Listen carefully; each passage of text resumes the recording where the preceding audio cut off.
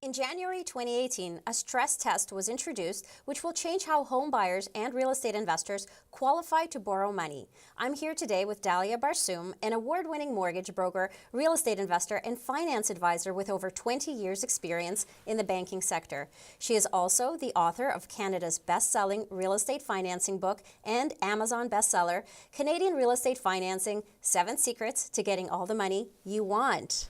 Dalia, welcome. Thank you, Rachel. Thank you. So I've heard a lot of people stressing out about this stress test. Well, that's why it's called the stress test, yes. Totally makes sense now. But before we dive into talking about the stress test, I'd like to take a step back and ask you, what is your mortgage brokerage really about? Who do you cater to? So Streetwise Mortgages is a boutique mortgage brokerage based in Vaughan, Ontario, and we do business all over Ontario. And we work primarily with real estate investors who are starting out or those who would like to take their portfolio to the next level, as well as self-employed clients that typically get turned down by banks because they don't show enough income. And finally, we work with a smaller segment of clients who are working through a divorce or separation. Single moms. Yes. So let's talk about the stress test. What is it? Okay, so in a nutshell, the stress test is a new rule to qualify borrowers at a higher benchmark. What that means is the banks, regardless of the rate that you're going to get from a bank, let's say you're getting a 5 years fixed rate at 3%, and your payment works out to be $1,500 per month for that mortgage rate. What the banks are going to do tomorrow is make sure that you qualify at a much higher payment. And that payment is going to be calculated as follows. If you're getting a rate of 3%, they're going to take the higher of Bank of Canada rate, or 2% added to that 3%, which is 5%. So essentially what they're doing is, regardless of what your actual mortgage payment is, they're making sure that you qualify to pay, you're able to afford a higher payment in this exercise. So my husband, who's very risk averse, actually really likes this new stress test, and he's thinking it's a welcome addition to the whole process. I think he's probably one of the only people that feels that way. Yeah. But nonetheless, I think it does make sense in some cases. So by way of example, if I qualified for a $500,000 house before the stress test, what would I qualify for after the stress test? Okay, so generally speaking, there is going to be about 20% impact on affordability. So if you today, if you're buying a $500,000 home and you qualified for a $400,000 mortgage, under the new guidelines for that same house, you would qualify for only a $320,000 mortgage. Having said that, this is not a widespread rule. It really depends on the personal finances of the individual and whether they qualified under a fixed rate or a variable rate. Okay, so there are a few caveats, and I think we'll come back to that. But I first want to jump into figuring out what is going to be the impact to the rental market. So because of the impact to affordability, what I think is going to happen is we're going to see a more balanced market in the sense that back in March and April and February, we saw a lot of competitive offers. It was more of a seller's market. And I think after this rule kicks in, that market will become a more balanced buyer-seller's market. So that's number one. Number two, from a rental standpoint, again, because of the impact to affordability, I think people will rent for longer and there will be more demand for rental properties until they save up a higher down payment or until they work out their finances to qualify for what they want to qualify for. So if you're an investor, things are actually looking up. Yes, absolutely. Absolutely. So does the stress test affect your first-time investor differently than it would affect someone who already has a few properties and wants to add to their portfolio in 2018? Not really, because at the end of the day, how you qualify depends on your personal finances, meaning your income plays a role, your debts play a role, your credit plays a role, as well as the rental income you currently have. So everyone is different. And it really boils down to having a plan in place or a strategy in place that continues, that would help you qualify given your individual circumstances under these new guidelines. So it's not a again, generally speaking, affordability will be impacted, but it really boils down to how everyone's finances look like. So as you know, I focus on rent-to-own investments, and of course my colleagues at Mothers of Real Estate, Jillian focuses on student rentals, Monica focuses on buy, rent, holds. Does the stress test affect us differently because we focus on different strategies? No, it has nothing to do with the strategy. So what exactly is being impacted? So at the end of the day, to qualify, it's a function of your income and your debts. And everybody's debt level is different and everybody's income is different. So these are the levers that we have to work with for each client to make sure they continue to qualify for what they want to qualify for. Even if we're operating our real estate investing business as a business?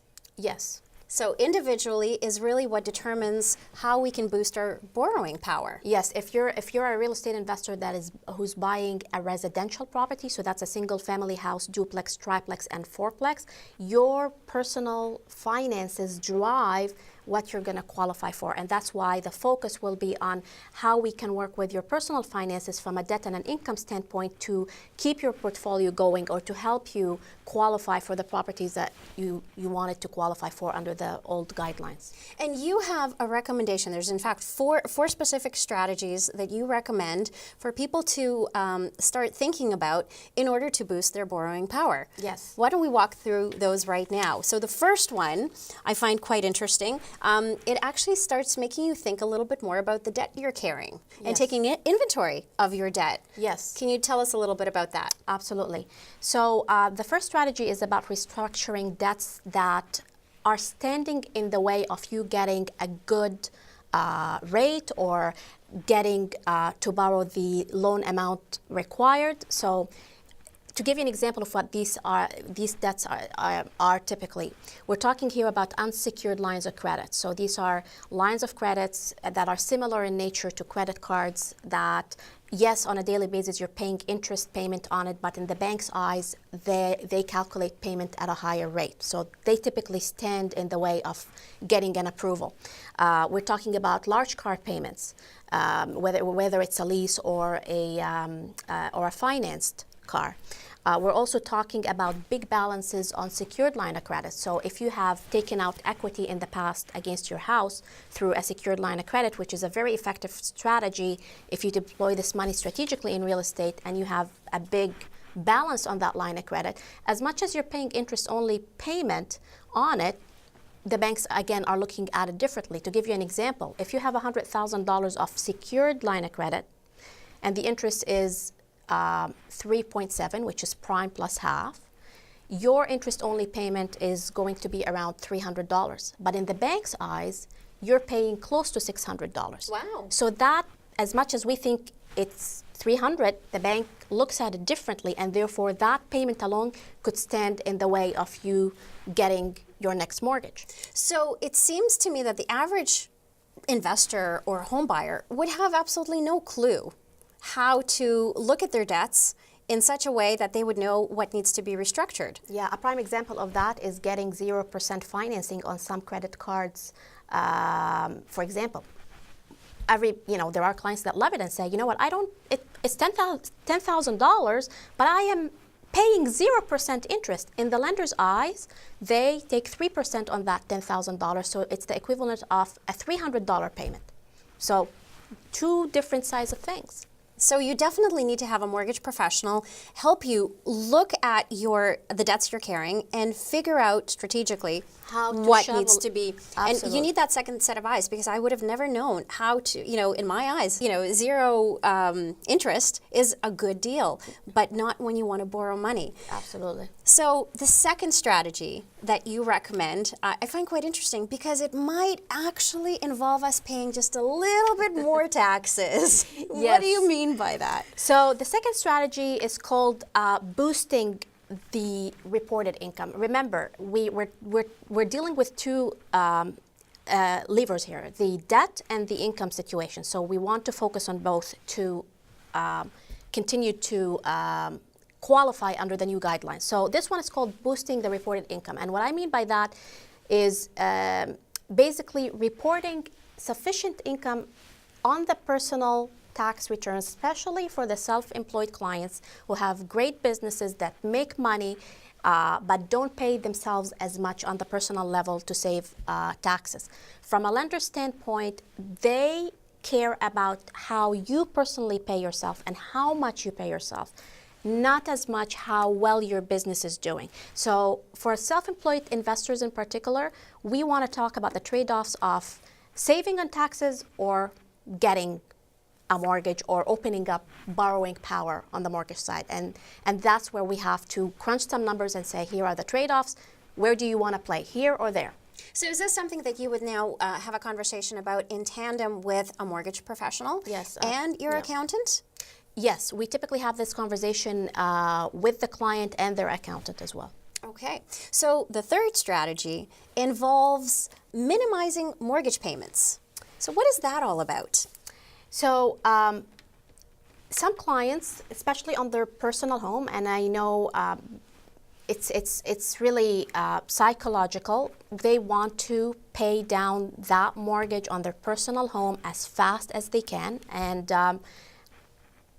the way they go about it is sometimes by doubling up their monthly payments. So they utilize all sorts of prepayment privileges, which is great.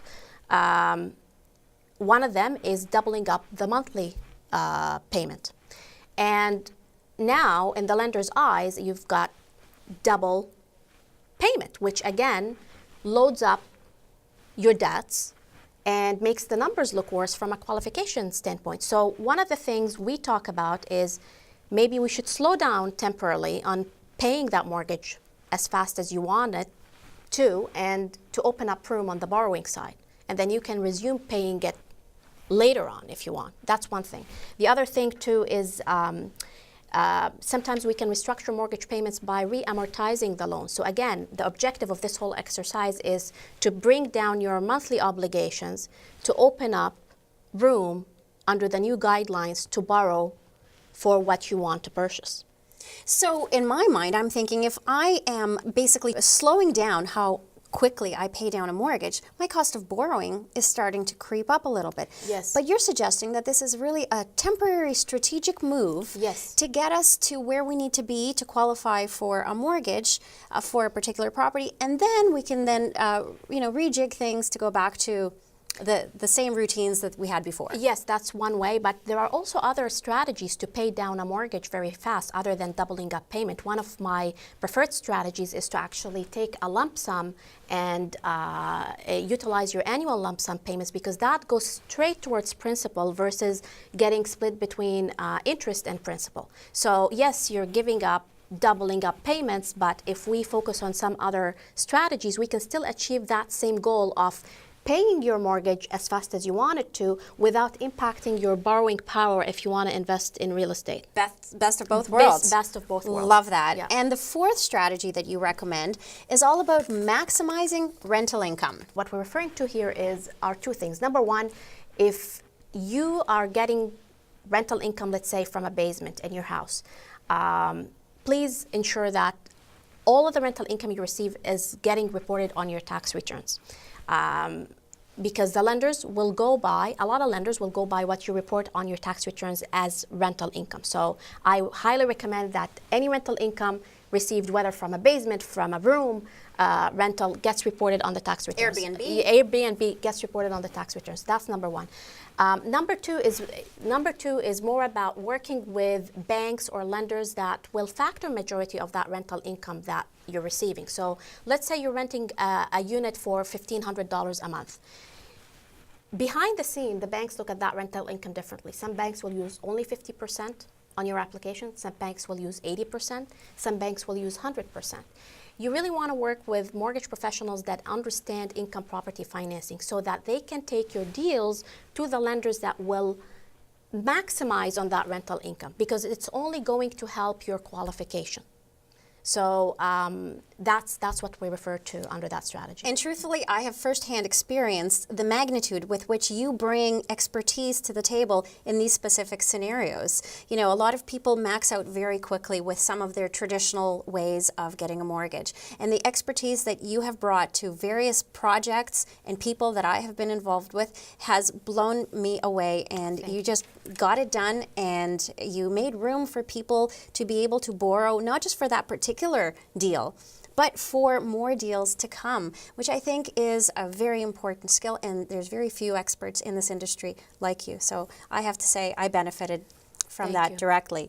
Now, investors looking to grow their portfolio in 2018, what's the first thing that you suggest they do? The first thing I suggest anybody does, whether they're buying an investment property or buying a house to live in, is to plan their financing ahead of time. Especially, this is in particularly crucial when rules get tighter. When there is change, we have to manage that change, and we have to be proactive about managing that change. So having a financing plan in place before you actually put an offer is really, really important. And also understanding, if you want to grow a portfolio, understanding where is the money going to come from? How are you going to qualify for your second, third, and fourth deal? What terms are we working with? All of these things have to be clear, at least for your next 3 or 4 properties, before you go and shop and put offers, only because you don't want to go and put an offer assuming things and getting surprised in the midst of a deal. Or even if you get it financed, if you don't structure it correctly, you may have to reverse expensive mistakes later down the road. So planning is absolutely important when it comes to buying rental properties, and especially if you're looking to build a portfolio. So more than ever before, it's important not just to start to plan, but also plan with an expert that understands how to navigate the new changes. So the new stress test is not really going to impede our ability as real estate investors to continue to grow our portfolios or to continue to invest in the real estate market. What it's just doing is changing how we do it. And we have to get more strategic, and we have to have the right people on our team. Yeah. So how can people get in touch with you? Well, we are very reachable. Clients can either email us or call us. And on our website, also Streetwise Mortgages, we do have a contact us form. We provide everybody with a free consultation. We don't charge for advice. We help you plan things out so that you're well prepared and equipped, and you can, most importantly, execute on your plans and get closer to your goals. Thank you, Dalia, for sharing your knowledge about the 2018 stress test. Thank you, Rachel.